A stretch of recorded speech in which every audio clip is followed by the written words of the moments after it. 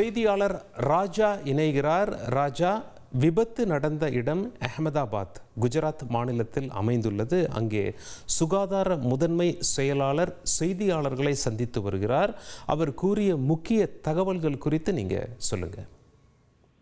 வணக்கம் சலீம். குஜராத் மாநிலம் அகமதாபாத்திலிருந்து லண்டனுக்கு செல்விருந்த ஏர் இந்தியா விமானம் A117 விமானம் விமான நிலையத்தில் புறப்பட்ட சிறிது நேரத்தில் குஜராத் மேக்நகர் பகுதியில் வெடிந்து விபத்துக்குள்ளானது. இந்த விமான விபத்தில் 242 பயணிகள் மற்றும் விமான பணியாளர்கள் இருந்ததாக தெரிகிறது. மேலும் அது கட்டிட பகுதியில் இடித்து விடுவதால் அங்கே சேதம் ஏற்பட்டதாக கூறப்படுகிறது. இந்த விபத்தில் பலர் உயிரிழந்ததாகவும் பலர் காயமடைந்ததாக செய்திகள் தெரிவிக்க வருகின்றது.